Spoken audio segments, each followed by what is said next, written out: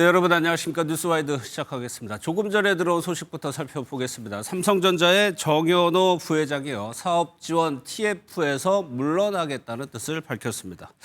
그리고 물러나고요. 이재용 회장의 보좌역을 맡게 되는데 이 상설지원 TF는 이제 상설 조직인 사업지원실로 변경이 되고요. 이 자리는 사업지원실장은 박학규 사장이 이어서 맡게 됩니다.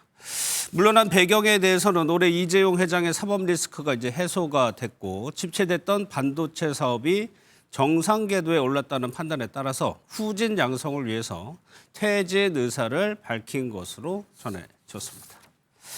다음은 이제 울산 화력발전소 붕괴 소식부터 살펴보도록 하겠습니다.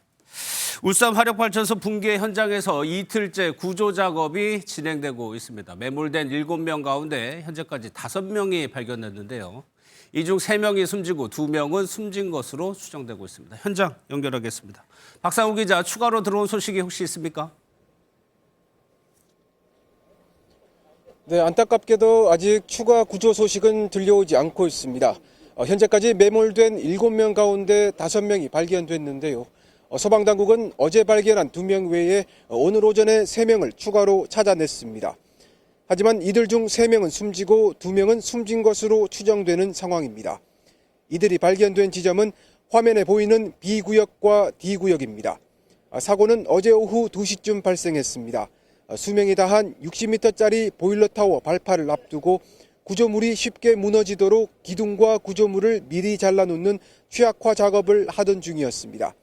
그렇지 않아도 철제 파이프와 온갖 설비가 복잡하게 얽혀있는 구조물이 처참하게 무너지면서 구조와 수색에 어려움을 겪고 있습니다. 소방당국은 구조경과 열화상 카메라 등 탐색 장비를 최대한 투입해 남은 2명을 찾는 데 주력하고 있습니다. 지금까지 울산 화력발전소에서 MBN 뉴스 박상호입니다. 보신 것처럼 구조 작업이 난항을 겪고 있습니다. 그러면요, 이영주 경일대 소방방재학과 교수님 연결해서 좀 상황을 살펴보도록 하겠습니다. 교수님 나와 계시죠?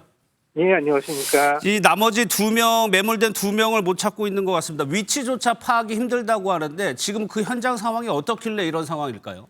아마도 직접적으로 지금 매몰되어 있는 상황, 아마도 위쪽에서 이제 구조물들이 완전히 덮쳐서 아마 가장 깊은 곳 쪽에 매몰되어 있는 상황이 아닌가 싶거든요. 예. 어제부터 계속 육안으로 이런 부분들 수색도 하고, 음파 탐지기라든지 또 저기서 열감지나 이런 것들로도 계속 탐지를 하고 있는데도 확인이 안 되는 걸 보면 사실은 굉장히 좀 식별을 하기가 어려운 이런 위치가 아닌가 싶고요. 예. 또 한편으로는 이제 이러려면은 사실 적극적인 어떤 이제 수색을 하려면 위에 구조물들을 혹은 또 이제 잔해물들을 이제 치우면서 작업을 해야 되는데 예. 잔해물들을 빨리 치우는 상황들도 녹록지 않아 보여서 상당 부분 시간이 좀 오래 걸리지 않을까 싶습니다.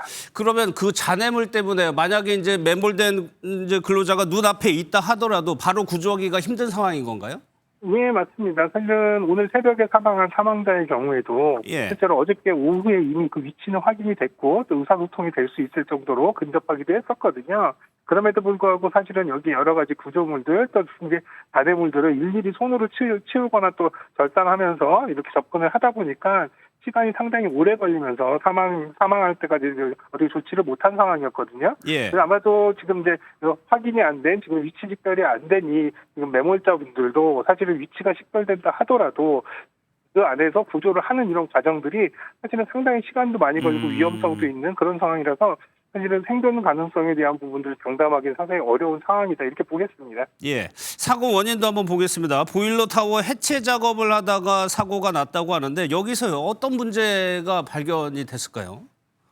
지금 현재까지는 뭐 여러 가지 가능성은 있습니다. 예를 들면 지금 이제 여기에 이 발파 작업을 통해서 이제 이거를 해체하는 작업들을 하기 위해서 취약화라고 해서 아마도 발파를 했을 때 건물이 잘 무너지게끔 하는 이런 이제 선제적인 조치들을 하는데 예. 그럼 이런 취약화 과정을 위해서는 사전에 검토들을 하는데요. 어느 부위를 어떤 식으로 취약화를 해놓을 것인지에 대한 부분들 그리고 이런 것들이 중량에 대한 부분들 하중이나 이런 것들에 대한 고려들도 충분히 필요한데 예. 이런 것들이 적정하게 잘 이루어졌느냐라고 하는 부분도 한번 들여다봐야 되는 상황이고 또 이런 계획들이 정확하게 잘 됐다 하더라도 현장에서 이런 부분들의 작업들을 하는 과정에서 절차라든지 순서 이런 것들 작업 과정에 어떤 이제 문제는 없었는지 이런 이런 것들을 살펴봐야 되는 상황입니다. 또 하나는 이 두 과정이 또 잘 정상적으로 이루어졌다 하더라도 그렇다면 다른 외력이라든지 다른 문제에 의해서 또 붕괴될 수 있을 가능성 이런 부분도 검토가 돼야 되기 때문에 원인 규명이나 이런 것들은 조금 더 시간을 두고 심도 있게 검토가 되는 상황이다 이렇게 보겠습니다. 예. 현장 영상을 보면요. 저 무너진 보일러 옆에도 양옆에도 보일러 타워가 있어요. 지금 저 두 동도 위험하다고 하는데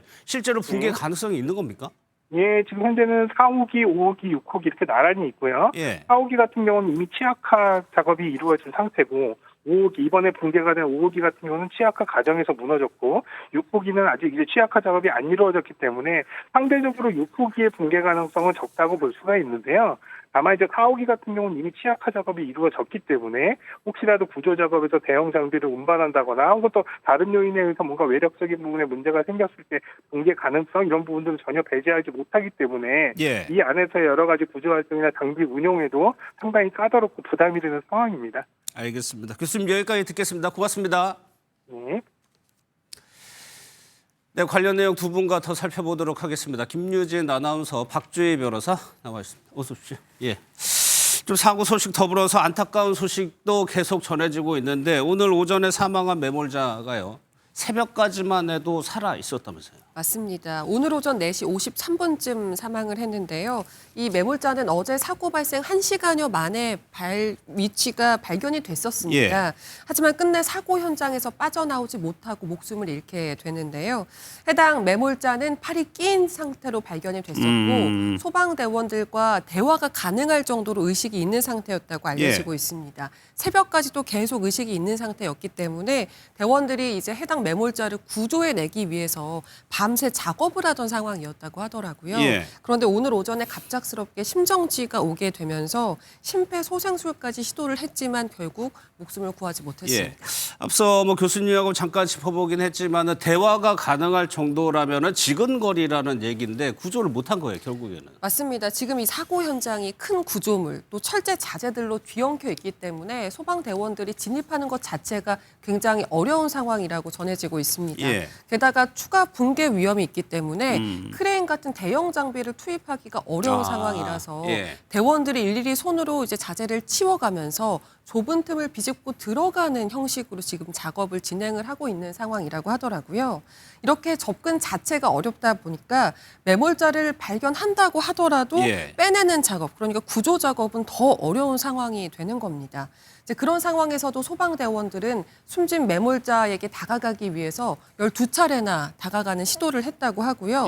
그렇게 해서 실제로 접근을 해서 진통제를 투여하고 보온 조치까지 다 했다고 하더라고요. 하지만 결국 목숨을 잃고 말았습니다. 이 사진을 보시면요. 지금 중장비를 동원할 수 없는 상황이 여기 사람 크기가 요만해요. 그런데 이렇게 큽니다. 지금 무너진 보일러 타워. 그러다 보니까 이게 손으로 인력으로 저거를 집어내기에는 사실상 불가능에 가까운 사실인데 좀 더 구조에 더 어떤 장비가 좀 현장 안에서도 굉장히 좀 구조작은 분주하게 이루어지고 있는데 아들을 잃은 노 부부도 현장을 찾은 경우가 있었어요. 네, 그렇습니다. 어제 한 노부부가 이 사건 현장에 찾았는데요. 그 현장 기자에게 45살 아들이 사고를 당했다고 하는데 사고 현장이 어디냐라고 물으면서 울먹거렸다고 합니다. 아마 이 노부부는 아들이 사고를 당했다는 소식을 듣고 바로 현장에 달려온 듯 했는데요. 그런데 이제 현재 지금 발견된 매몰자 3명은 사망을 했고 또 나머지 2명도 이 사망으로 추정이 되고 또 2명은 아예 지금 위치조차 찾지 못하는 상황이라서 조심스럽지만 이 노부부의 아들도 사망했을 가능성이 좀 높아 보이는데요. 그래서 더욱 안타까움을 자아내고 있습니다. 알겠습니다.